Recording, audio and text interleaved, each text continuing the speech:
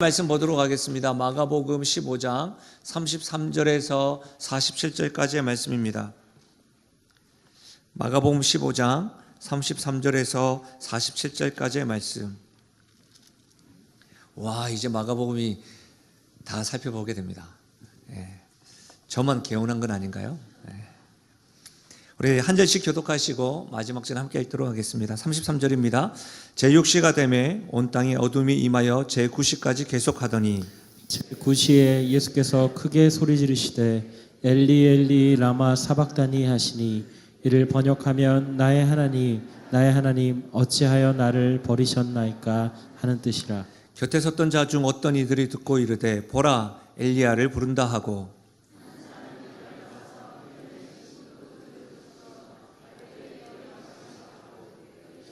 가만두라 엘리야가 와서 그를 내려주나 보자 하더라. 예수께서 큰 소리를 지르시고 숨지시니라.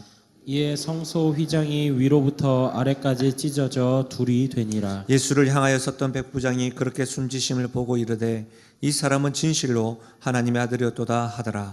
멀리서 바라보는 여자들도 있었는데 그 중에 막달라 마리아와 또 작은 야고보와 요새의 어머니 마리아와 또 살로메가 있었으니 이들은 예수께서 갈릴리에 계실 때에 따르며 섬기던 자들이요 또 이 외에도 예수와 함께 예루살렘에 올라온 여자들도 많이 있었더라.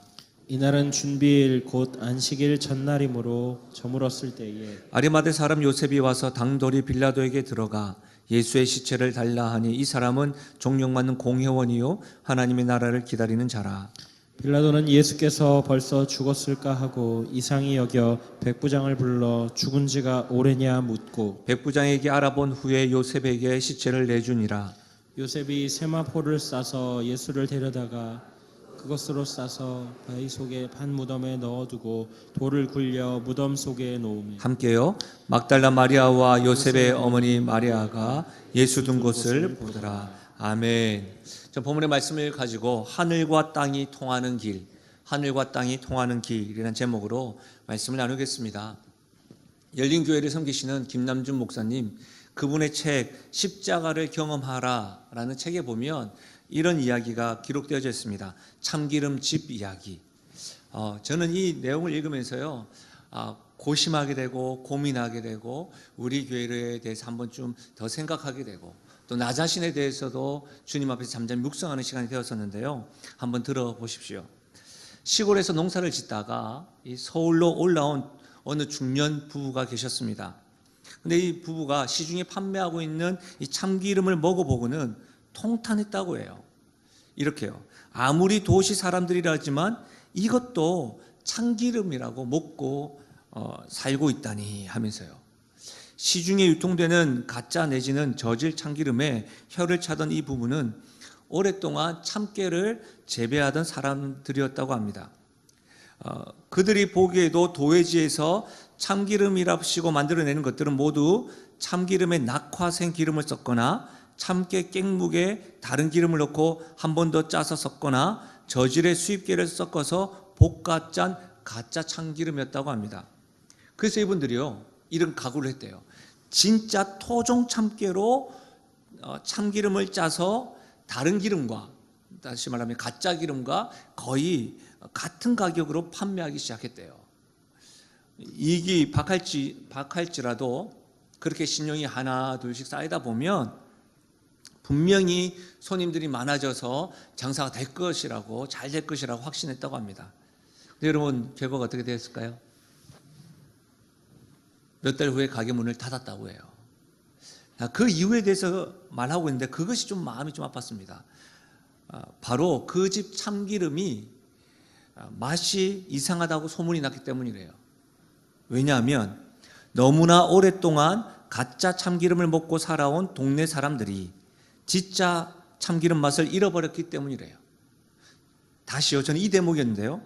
너무나 오랫동안 가짜 참기름을 먹고 살아온 동네 사람들이 진짜 참기름 맛을 잃어버렸기 때문에. 제가 왜 여기에 딱 주목하게 됐냐면 오늘날 성경의 참된 진리, 복음이라고 말하는 것들이 우리가 계속해서 반복적으로 말씀을 전하고 선언하고 또 나누고 있음에도 불구하고 혹여라도 이들 부부가 시장에 내놓은 참기름과 같은, 진짜 참기름과 같은 대접을 받고 있는 것은 아닐까, 그런 생각이 들더라는 것이죠. 이 문제는 사실요, 예배를 드리고 있고 믿음을 가지고 있다고 말하고 또 이 자리에 모여 있는 우리들은 반드시 짚고 넘어가야 될 문제라고 생각합니다. 왜냐하면 우리는 누구보다도 자주 복음에 대해서 자주 언급합니다. 그리고 십자가에 대해서 언급할 뿐만 아니라 십자가가 우리 믿음의 핵심이고 신앙의 핵심일 뿐만 아니라 우리가 이렇게 모여서 예배드리고 신앙생활을 하는 이유가 어디 있느냐? 누가 물어본다고 한다면 바로 나를 향한 주님의 십자가 때문이요 라고 우리는 분명히 말하고 있기 때문입니다. 그래서 여러분, 진짜 복음인 이 십자가가 혹여라도 참 진리인데도 불구하고 참 진리인 그 맛을 경험하지 못하는 일들이 지금도 일어나지 않느냐, 이것을 생각하는 거죠. 실상 여러분, 한국교회에 강단에서 십자가에 대해서 많이 증거되어지기도 합니다. 그러나 너무 오랫동안 복음이 아닌 다른 것들이 믿음이라고 생각하였고 신앙이라고 생각하기 때문에 교회 내에 복음과 십자가 외에 다른 전통들이 굉장히 많이 세워졌고 그것들이 십자가보다 더 앞서고 복음보다 더 앞서서 가짜임에도 불구하고 진짜 참기름 맛을 잃어버려서 진짜 복음에 십자가에 관심 없어 보이는 그런 한국교회 모습들이, 또 성도들의 모습들이 보이는데, 그것 때문에 안타까운데 이것이 저만 그러신가요? 아니면 여러분도 그렇습니까? 조금 질문을 달리하면 우리 교회는 참된 복음의 맛을 알고 있나요? 아니면 가짜, 진짜 복음과 십자가에 대해서 모르고 다른 것에 대해서 맛이 길들여져서 듣기는 듣지만, 자주 십자가에 대해서 접하기는 접하지만 전혀 그것에는 요동치지 않고 다른 것에 더 목매고 있지 않은지 우리 한번 점검해 볼 필요가 있습니다. 교회뿐만 아니라 여러분 자신은 어떻습니까? 너무 오랫동안 가짜 복음으로 살아오면서 진짜 십자가의 복음의 맛을 외면하고 있지는 않으십니까? 만약 그것도 아니면 참 복음인 십자가의 맛을 지금도 경험하고 있으십니까? 저는 우리 모두가 후자이기를 주의 이름으로 축복합니다. 여러분, 우리가 마가복음 지금 후반부를 계속해서 살펴보면서 예수님께서 십자가를 향하여 믿음의 길을 걸어가는 것을 우리가 살펴보고 있습니다. 지난주에 이어서 오늘도 우리가 십자가를 통해서 주목할 것인데요, 십자가에 달리신 예수님, 그분의 모습을 통해 과연 십자가의 의미, 참 복음의 의미가 무엇인지를 어떻게 보면 자주 들었을 것이고 어느 때보다 더 딱딱할 수는 있지만 우리가 귀 기울이고 집중하길 원해요. 그리고 또 십자가 앞에서 반응했던 사람들의 모습을 통하여 우리 하나님께서 저와 여러분에게 정말로 마음을 다하여 들려주고 싶은 그 복음의 메시지가 들려지기를 소망합니다. 첫 번째는 이거예요. 예수님의 십자가는요, 우리에게 살 길을 열어주시는 사건이라는 거예요. 예수님의 십자가는 그냥 사랑으로만 끝나는 것이 아니라 우리에게 살 길을 열어주시는 사건이었다는 것입니다. 당시 십자가는요, 저주를 상징하였습니다. 예수님은 그 저주를 상징하는 십자가에 죽으신 것이죠. 어떤 사람들은 이렇게 질문합니다. 하나님께서 우리를 구원하시기 위하여 다른 방법도 있지 않았을까? 굳이 저주를 상징하는 십자가를 사용한 이유가 웬 말인가? 이렇게 질문을 합니다. 다른 방법도 있었을 것이라고 이야기합니다. 그러면서 그렇기 때문에 십자가의 사건은 우연 중에 우연이지 생명과 관련 없다. 무슨 참 진리냐라고 말하기도 합니다. 심지어 어떤 분들은, 성경을 조금 아시는 분들이 이렇게 말하는 것 같아요. 예수님의 십자가는 종교 지도자들의 시기와 고소로 인하여, 또 예수님을 향하여 호산나라고 불렀던 군중들의 배신으로 이루어진 것이지 뭐 다른 의미가 없다라고 말하기도 합니다. 여러분 어떠세요? 그러나 실은 그렇지 않습니다. 왜냐하면 구약 성경에 하나님께서는 선지자를 통하여 메시아가 날 것이고 그 메시아 되는 예수님께서 십자가에서 죽으실 것이라고 반복해서 말씀하셨습니다. 하나님께서 말이에요. 뿐만 아니라 예수님 역시도 제자들에게 우리가 마가복음을 통해서 배웠잖아요. 끊임없이 반복적으로 내가 순환을 받을 것이고 다시 부활할 것이라고 말씀하셨던 것이죠.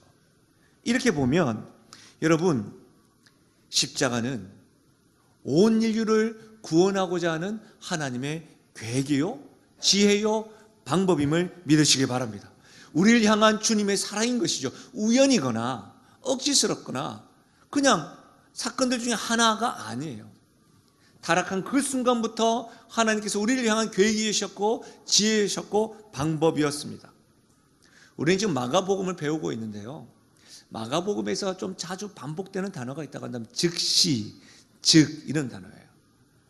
굉장히 사건이 빨리 이동하죠. 근데 여러분, 그렇기 때문에 이 마가복음에는 예수님의 십자가에 대해서 굉장히 세세하게 상세하게 모든 것을 다 기록해 놓지 않았습니다. 그럼 이 십자가의 상황을 좀 더 이해하려면 어떻게 해야 돼요? 마태복음과 누가복음과 요한복음에 보면 좀 더 낫겠죠.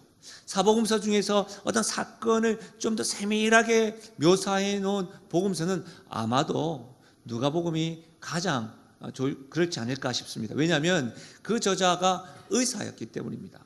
어쨌든 우리는 지금 마가복음을 보고 있는데 마가복음 안에서라도 이 말씀을 살펴보면서 예수님의 십자가의 의미를 이해하면서 눈여겨볼 사건이 또 표현들이 한 3가지 정도가 있습니다.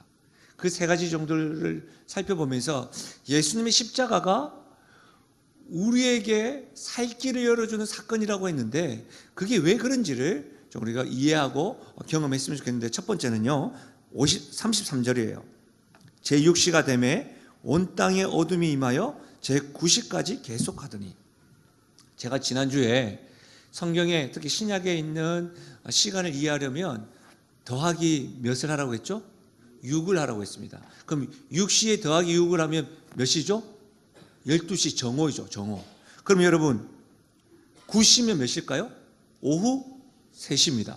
여러분 정오에서부터 오후 3시까지는 다시 말하면 하루 중에 가장 밝은 날입니다. 그런데 그 가장 밝은 날에 예수님께서 십자가를 지셨던 것이죠. 근데 예수님이 십자가 지시는 그 가장 밝은 날에 지금 어떻게 되어져 있어요? 온 땅에 어두움이 임하였다라고 성경은 기록하고 있어요. 그렇죠? 어떤 사람은 이 말씀을 이렇게 이해해요. 일식 같은 자연현상일 것이다. 근데 여러분, 그렇게 일식과 같이 자연현상으로 우연히 발생한 것이 아닙니다. 왜냐하면 일식으로 인한 어둠은 단지 몇 분 정도밖에 지속되지 않습니다. 또한 일식은요 보름 기간에는 일어나지 않습니다. 달이 워낙 밝으니까요. 근데 예수님께서 십자가 지신 유월절은 항상 보름입니다. 또 다른 이들은 팔레스타인 땅 사막이지 않느냐, 그래서 모래 폭풍 같은 것들이 일어나서 어둡게 한 거다. 이전에 좀 오래된 영화이지만 탐 크루즈가 나왔던 미션 임파서블, 그 두비아인가요? 거기서 두비아는 어디죠? 두바이에서 모래가 막 일어나가지고 이게 하여튼 뭐 모래 폭풍이 있었는데 표정을 보아하니 우리 성도들은 성경과 기도만 하는 것 같아요. 그런 근데 여러분 유월절은요 우기예요.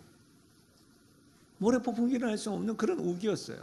다시 말하면 여러분, 온 땅이 가장 밝은 12시부터 3시까지 그날에 온 땅이 어두웠던 것은 초자연적인 어둠이요 하나님께서 간섭하신 하나님에 의한 어둠이었다는 것을 알 수가 있어요. 그렇다면 우리에게는 질문이 생기죠.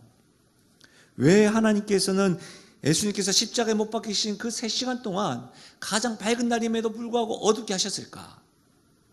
저도 이런 질문을 가지고 조사를 하고 논문을 보고 주석을 보니까 총신대학원의 김창훈 교수님께서 이 부분을 이렇게 해석하셨어요.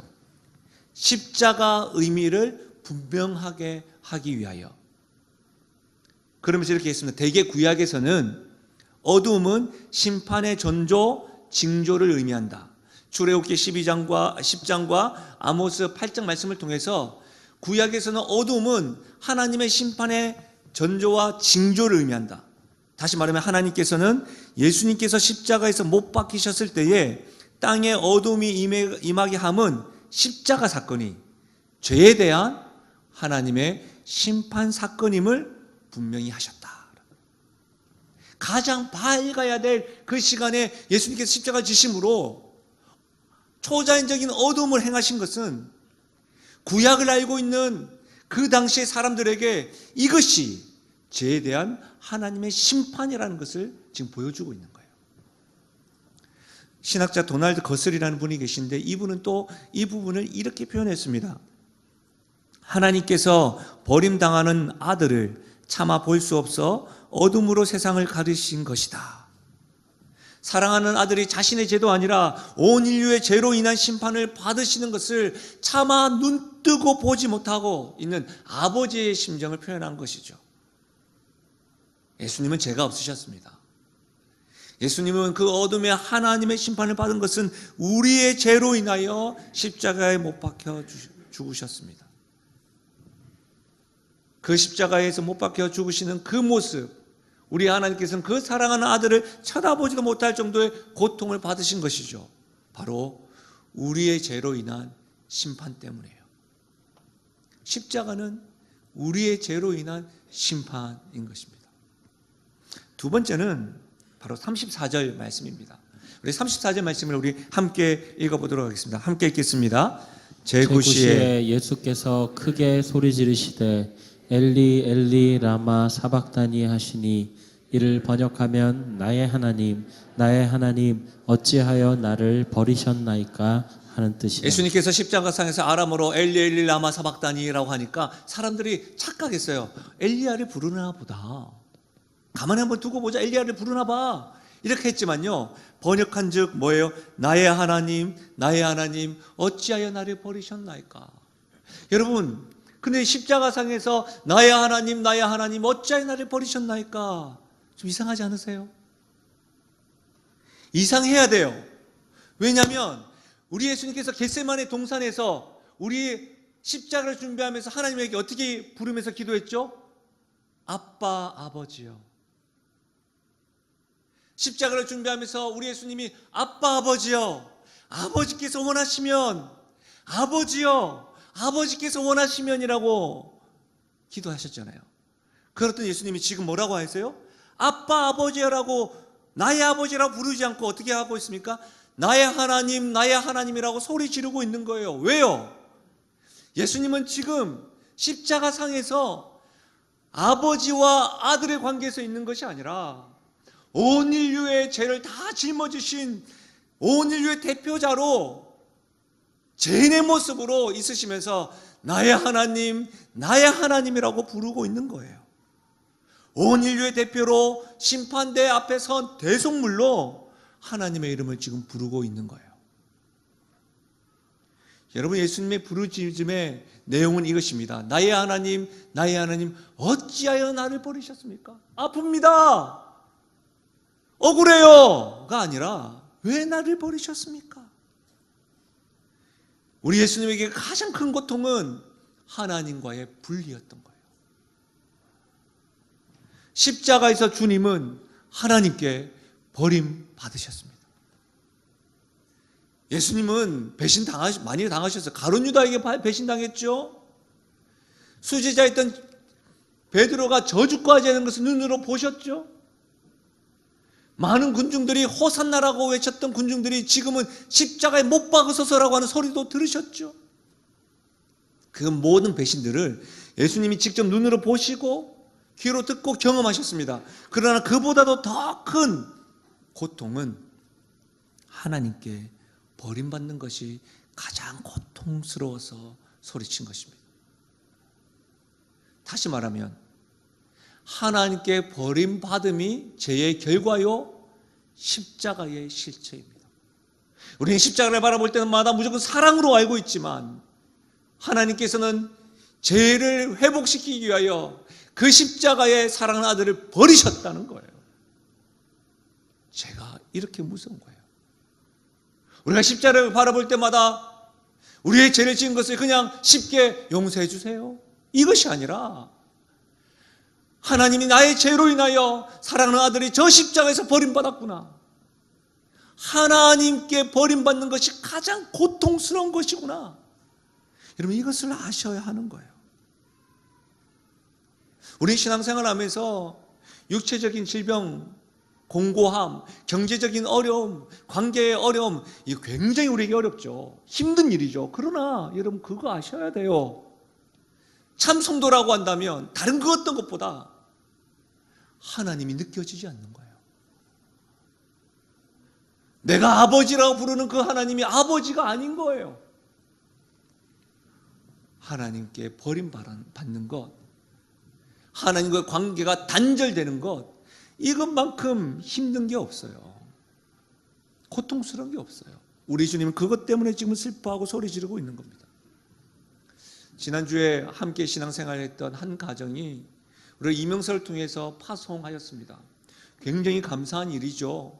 그곳에서도 성도로서 살아가기를 원한다고 같이 기도하고 축복하였습니다.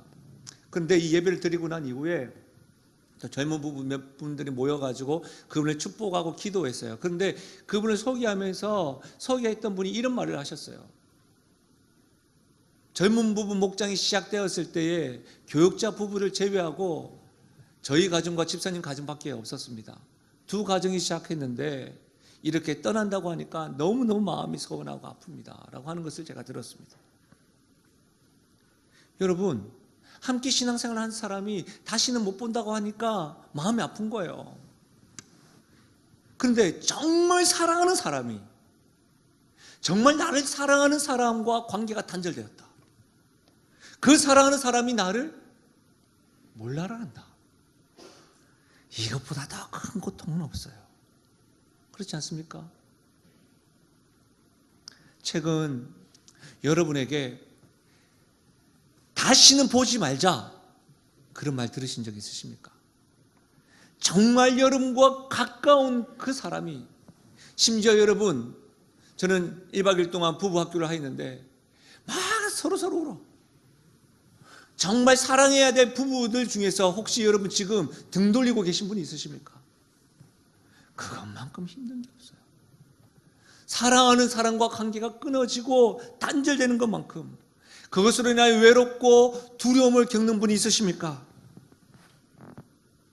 그것보다는 비교도 되지 않는 그 고통을 예수님 당하고 있다는 거예요. 왜요?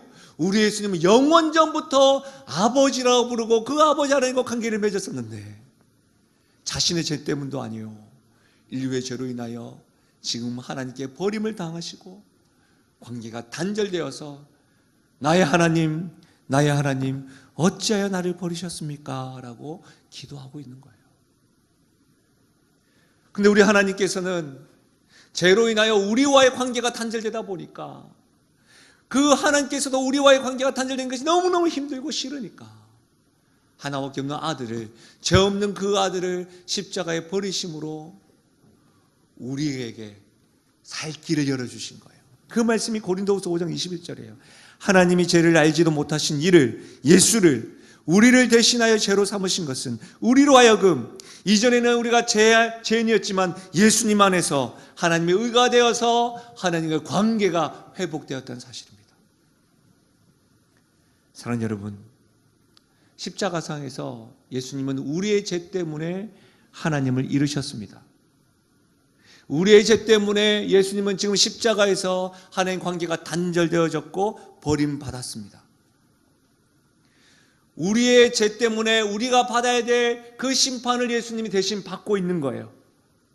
우리가 하나님께 버림받지 않도록 예수님이 지금 십자가에서 버림받으셨습니다. 너무너무 안타까운 것은 예수님께서는 십자가상에서 하나님께 버림받으셨습니다. 철저히 버림받으셨습니다. 그러나 하나님께만 철저히 버림받은 것이 아니라 제자들에게도, 군중들에게도, 그분을 따르고 찬양했던 많은 사람들에게도 이해받지 못했고 철저히 버림받으셨습니다. 왜요? 그 이유가 굉장히 마음이 아파요. 그 사람에게 상처를 준 것도 아니요, 많은 사람의 대속물로 십자가에 지셨기 때문에, 많은 사람의 대속물로 십자가에 지셨기 때문에 사람들이 이해하지 못하고 버림받은 거예요. 마가복음 10장 45절, 인자가 온 것은 섬김을 받으려 함이 아니라 도리어 섬기려 하고 자기 목숨을 많은 사람의 대속물로 주려 함이라. 대속물이 뭡니까? 포로를 풀어주는 대가로 지불하는 포로 석방금 아닙니까? 죄로 포로로 잡혀있던 우리들을 석방하고 자유하기 위해서, 스스로 구원하지 못한 우리 인간들을 구원하시기 위하여 대속의 죽음을 당하신 것이죠.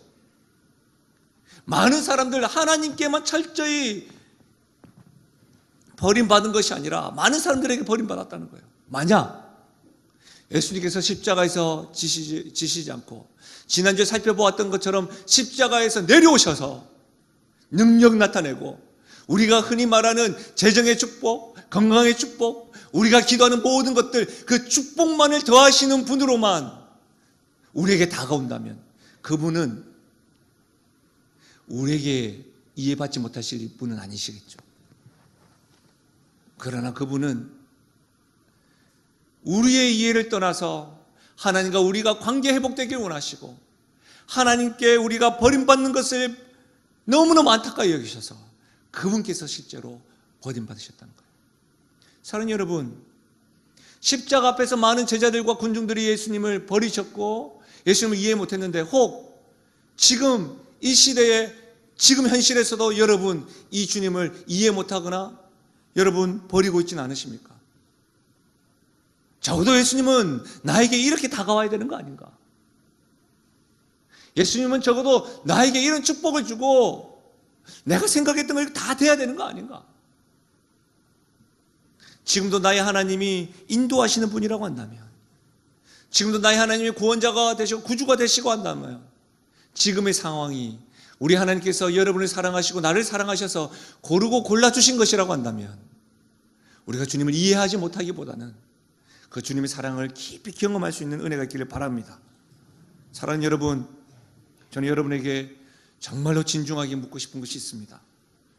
죄에 포로된 우리를 위해 죄가 없는 예수님께서 대신 십자가에서 죽음 당하셨음을 여러분 인정하십니까?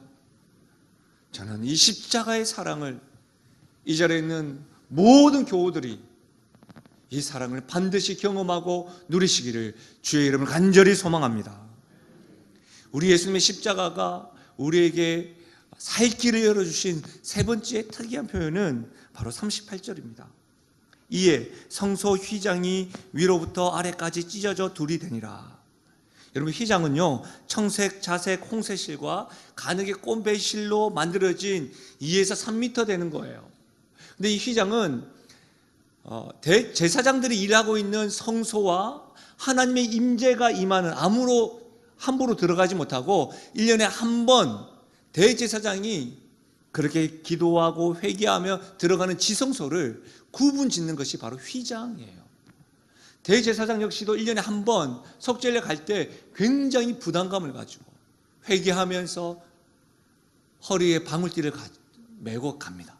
혹여라도 반듯하게 거룩함을 준비하지 못했다고 한다면, 회개하지 못했다고 한다면 그 하나님의 임재에 죽임을 당하기 때문에 누구도 못 들어가니까 밖에서 이렇게 방울 허리에 매가지고 시체를 끌어내기도 하기 위함인 것이죠. 어쨌든 여러분, 마가복음에는 다 기록되어져 있지 않지만요, 오늘 마가복음에는 예수님께서 그냥 운명하셨다 하고 휘장이 찢어졌어요. 그러나 여러분, 누가복음과 요한복음에 보면 예수님께서 십자가에서 하신 말씀을 흔히 가상칠언이라고 해요. 근데 마지막에 하셨던 말씀이 테텔로스타이, 다 이루었다. 그리고 내 영혼을 우리 아버지께 맡깁니다 하고 운명하셨어요. 다시요, 우리 예수님께서 십자가에 다 지시고 어떻게 해요? 다 이루셨다 할 때에 운명하셨는데 어떻게 됐다고요? 휘장이 위에서 아래로 찢어진 거예요. 어떤 사람은 그 사람이 찢은 거야 합니다. 하나님의 임재가 임하는 지성소에 누가 들어가요? 그리고 사람이 찢으면 어떻게 찢어야 됩니까? 아래에서 위로 찢어야죠. 제 키가 178.3인데 2m, 3m가 되는 걸 어떻게 해? 안 그렇습니까? 다시 말하면 이것은 하나님의 역사라는 거예요. 이 말씀을 여러분 히브리서에 분명하게 기록하고 있습니다. 여러분 이 말씀 너무 중요해서 다 같이 한번 읽어보겠습니다. 함께 읽겠습니다. 그러므로 형제들아 우리가 예수의 피를 힘입어 성소에 들어갈 담력을 얻었나니 그 길은 우리를 위하여 휘장 가운데로 열어놓으신 새로운 살 길이요 휘장은 곧 그의 육체이니라. 휘장이 곧 누구라고요? 예수님의 육체인 것이죠. 휘장이 예수님을 상징하는 거예요.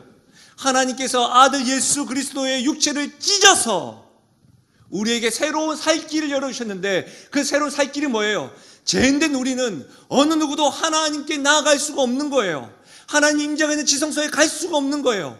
그런데 예수님이 다 이루셨다, 다 이루었다 하는 동시에 휘장 위에서 찢으셔서 누구든지 그 십자가를 믿는 자들에게는 대제사장만이 가는 것이 아니라 하나님께 갈 새 길, 살 길이 열렸음을 믿으시길 바랍니다. 얼마나 놀랍습니까? 그렇기 때문에 이 사실을 아는 자마다 히브리서 4장 16절에 그러므로 우리는 긍휼의 하심을 받고 때를 따라 돕는 은혜를 얻기 위하여 은혜의 보좌 앞에 나갈 수 있을 줄 믿습니다. 누구든지 말이에요. 누구든지. 사랑하는 여러분, 예수님이 친히 찢으신 그 휘장을 지나 하나님이 열어놓으신 축복의 길, 은혜의 보좌, 그 앞으로 여러분 때를 따라 돕는 은혜를 얻기 위하여 달려가십니까? 그 길을 이용하십니까? 모든 상황 가운데서 때를 따라 은혜의 보좌 앞에 나아가 살아갈 수 있기를 바랍니다. 누구든지. 교회에서 신앙생활 오래 하는 사람, 봉사 많이 하는 사람 아니요. 예수님의 십자가를 믿는 사람 누구든지 그 보혈에 의지하여 은혜의 보좌 앞에 나아갈 뿐만 아니라 때를 따라 돕는 하나님의 임재와 도우심과 강한 오른손을 경험하는 이 은혜, 우리 모든 성도들이 누리시길 바랍니다. 예수님의 십자가는 우리에게 살 길을 열어주시는 사건이라고 했습니다. 그런데요, 십자가 앞에 선 사람은 항상 두 가지의 반응이 있습니다. 저는 오늘 말씀에 참신앙인의 모습을 보여주는데요, 그 참신앙인의 모습에 좀 집중하고 싶어요. 저는 십자가 앞에서 항상 두 가지 반응이라고 했습니다. 한 가지 반응은 지난주에 살펴보았듯이 십자가를 보고도 십자가를 받지 않는 사람, 십자가를 보고도 부인하는 사람, 그들의 반응은 대체로 비웃음입니다. 희롱입니다. 예수님을 부정합니다. 그래서 그들의 특징은 매사에 주의 사랑과 임재를 경험하지 못하는 사람들입니다. 오늘 본문에도 36절에 보면 엘리야를 부르는가 보다 비아냥거리는 모습, 십자가를 보고도 비아냥거리는 모습으로 보입니다. 주님의 십자가 앞에서 주의 사랑과 관계없는 반응입니다. 그러나 여러분, 관계없는 반응만 아니라 또 한 가지 반응은 참신앙인의 모습을 보인다고 했는데 그 대표적으로 오늘 로마 백부장과 아리마대 사람 요셉입니다. 먼저 백부장을 살펴보면요, 39절인데 예수를 향하여 섰던 백부장이 그렇게 순짐을 보고 이르되 이 사람은 진실로 하나님의 아들이었도다. 로마 백부장이 지금 예수님을 뭐라고 고백하고 있어요? 하나님의 아들이었다. 여러분, 우리가 이 백부장의 신앙 고백을 너무 쉽게 이해하는 것 같아요. 로마를 위해서 일했던 사람이고 당시에 통용되었던 동전에는, 데나리온이라는 동전에는 신의 아들 가이사랴라고 적혀 있었다고요. 다시 말하면 백부장은 지금까지 계속 섬겼던 신의 아들 누구였죠? 황제 가이사랴였어요. 백부장은 늘 전쟁에서 영웅을 바라보고 권력이 있는 황제를 바라보면서 저분이야말로 신의 아들이라고 생각했던 사람이었습니다. 그런데 지금 십자가에서 힘없이 죽어가는 예수님을 보고 백부장이 지금 뭐라고 이야기하고 있어요? 하나님의 아들이라고 이야기하는 거예요. 결코 쉬운 고백이 아닙니다. 매우 위험한 발언인 것이죠. 사랑하는 여러분, 백부장의 모습을 보시면서 무엇을 느끼세요? 어쩌보면 주변에 군병들도 있었을 거예요. 그 군병들이 보면서 신고할 수도 있지 않았겠습니까? 황제가 아니라 어떻게 하나님 아들의 호칭을, 전쟁의 용도 아니었습니다. 힘없이 십자가에서 죽어가는 사람, 그 예수님을 서슴없이 고백하고 있는 거예요. 왜 그랬을까요? 39절 다시 한번 보시면 이 말이 숨겨져 있어요. 백부장이 그렇게 숨짐을 보고, 예수님께서 그렇게 숨짐을 보고 이 사람은 진실로 하나님의 아들이었도다. 백부장은 예수님의 이적을 본 적이 없습니다. 오병이어 사건이라든지 나사로를 살린 사건이라든지 파도와 바람을 잠잠케 했던 사건을 본 적이 없습니다. 예수님의 권위와 같은 가르침을 들은 적도 없습니다. 오직 예수님 십자가상에서 저들의 죄를 용서하여 주십시오, 나의 하나님 나의 하나님 어찌하여 나를 버리셨습니까? 와 같은 고통의 소리 부르짖음을 들었을 뿐입니다. 이 십자가의 처형을 처음부터 끝까지 지휘하였던 백부장으로서는 예수님을 십자가를 통해서만 본 거예요. 그런데 그 십자가를 보고 이 사람의 변화가 일어난 거예요. 지금까지는 황제가 신이었는데 예수님을 보고는 서슴없이 담대하게 하나님의 아들이다 말하는 거예요. 사랑하는 여러분, 십자가에서 우리를 위해 대속물로 죽어 가시면서 나를 대신하여 나의 하나님 어찌하여 나를 버리셨습니까? 라는 이 주님의 음성이 들리십니까? 나를 위해 피 흘리시며 죽으신 십자가를 여러분 보고 계십니까? 그렇다고 한다면 우리가 어떤 고백을 해야 될까요? 그 음성과 십자가를 볼 때마다 우리 역시도 예수님이야말로 나의 구원자시고 하나님의 아들입니다라고 고백해야 합니다. 여러분에게 예수님은 어떤 분이십니까? 여러분에게 예수님은 어떤 고백을 받으시는 분이십니까? 우리는 예수님이야말로 하나님의 아들이시고 우리의 구원자가 되심을 이런 고백할 수 있기를 바랍니다. 단순히 종교 행위로서의 대상이라든지 교양으로서 남들이 다 믿으니까 액세서리와 같이 하나 정도는 알아야지, 그 정도가 아니길 바랍니다. 우리 예수님은 하나님의 아들이시요 우리의 구원자임을 믿으시길 바랍니다. 여러분, 백부장뿐만 아니라 참 신앙인의 모습을 보여주는 사람이 아리마대 사람 요셉이에요. 43절에 아리마대 사람 요셉이 와서 당돌이 빌라도에게 들어가 예수의 시체를 달라 하니 이 사람은 존경받는 공회원이요 하나님의 나라를 기다리는 자라. 성경에 요셉이라는 사람이 많이 등장합니다. 그래서 이 요셉을 좀 구분하기 위하여 아리마대 사람 요셉이라고 한 것 같아요. 아리마대는 예루살렘에서 북서쪽으로 32km 떨어진 곳이에요. 근데 여러분, 이 아리마대 사람 요셉에 대해서 알 수 있는 것은 본문에 어떤 사람이에요? 이 사람은 존경받는 공회원이에요. 공회, 어디서 많이 들어본 것 같지 않으세요? 사내들인 공회예요. 사내들인 공회. 여러분, 사내들인 공회에 속했던 사람이에요. 사내들인 공회가 어떤 곳이었습니까? 예수님을 십자가에 못 박아라고 여러분 처형하라고 의결한 곳이 사내들인 공회예요. 그 사내들인 공회원이 아리마대 사람 요셉이었습니다. 존경받는 사람이었어요.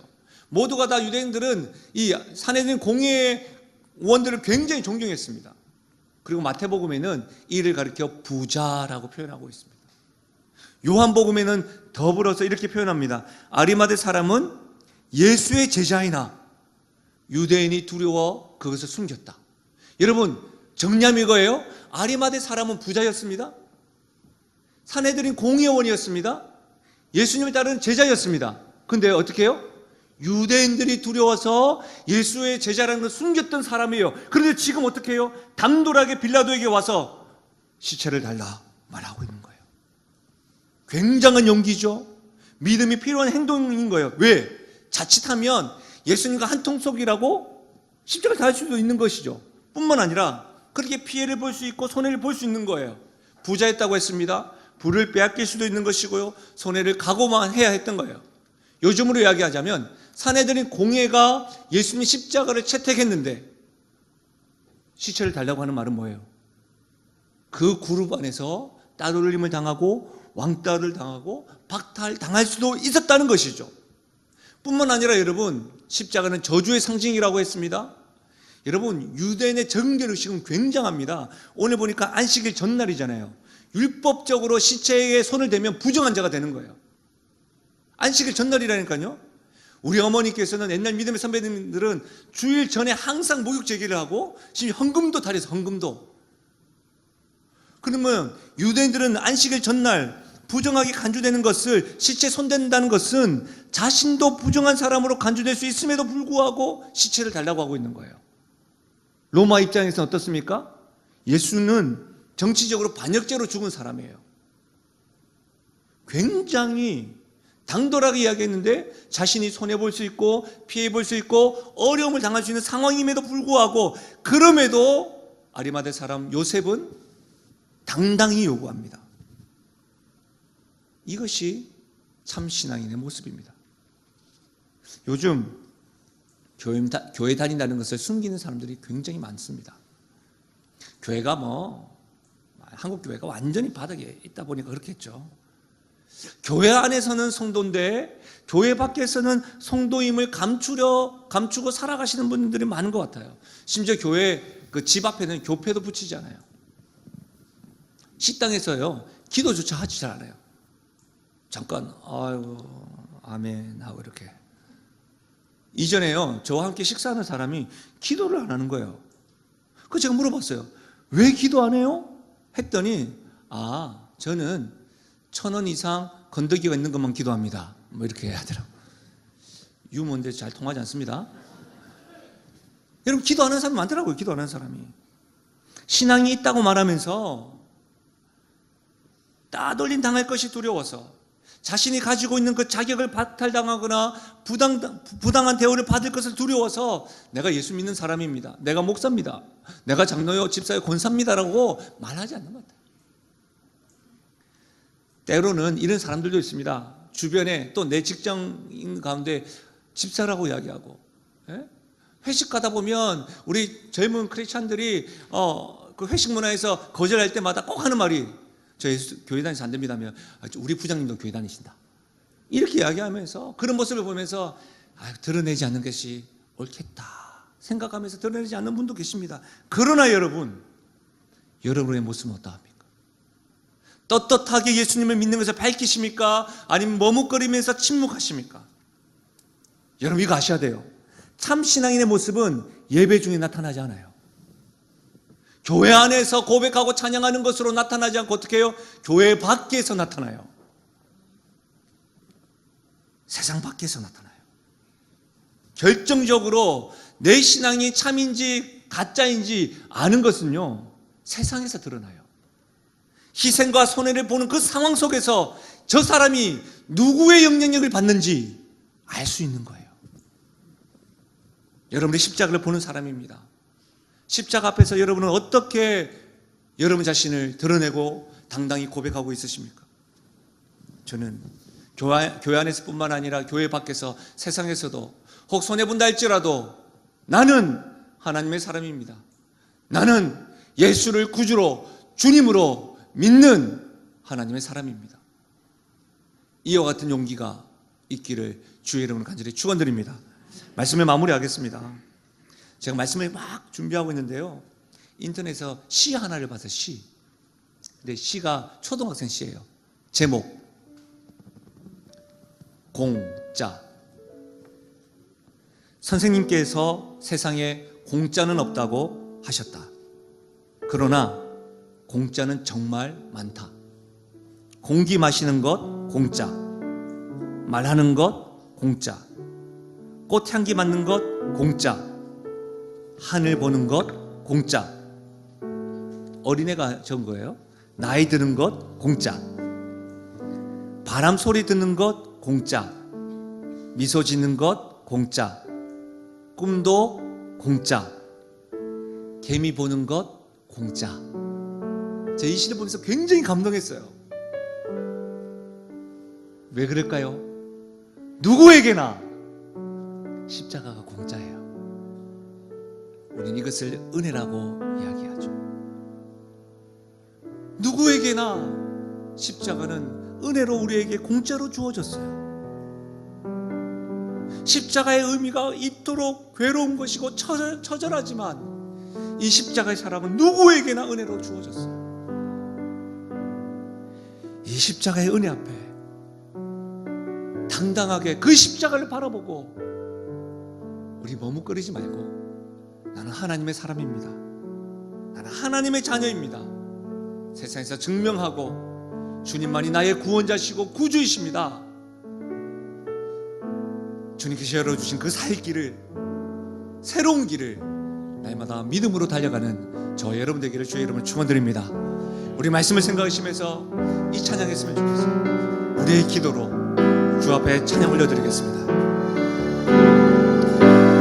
무엇과도 주님을 바꾸지 않으리.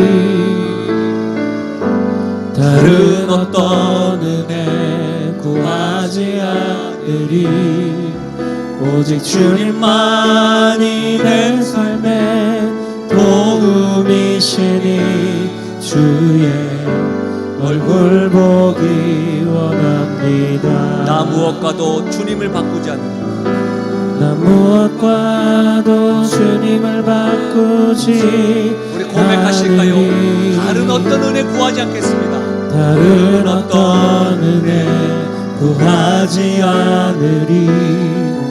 오직 주님만이 내 삶의 도움이시니 주의 얼굴 보기 원합니다. 우리 진실된 고백으로 주 앞에 이렇게 고백하실까요? 주님 사랑해요.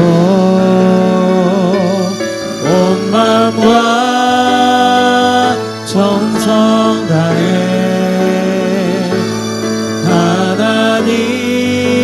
하나님의 신실한 친구 되기 원합니다. 하나님 아버지, 나 무엇과도 주님을 바꾸지 않으리. 다른 어떤 은혜도 구하지 않으리. 이것이 우리의 고백되기를 원합니다. 주님의 그 십자가의 의미를 잘 깨닫고 나를 위하여 그 길을 걸어가셔서 내가 하나님에게 때를 따라 돕는 은혜를 얻을 뿐만 아니라 하나님과의 관계가 회복되고 죄된 자에서 하나님의 자녀로 신분이 회복되어지고 그러한 자로 살아갈 수 있도록 길 열어주시고 은혜 베풀어 주신 것 늘 감사하고 누리며 나아갈 수 있도록 도와주시옵소서. 우리의 삶 가운데 입술로 주님 사랑합니다. 주님 사랑합니다. 언제나 신실하셨던 나에게 신실하셨던 하나님처럼 나 역시도 주님 앞에 신실한 하나님의 자녀, 성도, 친구가 되겠습니다. 이 고백이 변치 않도록 도와주시옵소서. 감사드리며 예수님의 이름으로 기도하옵나이다.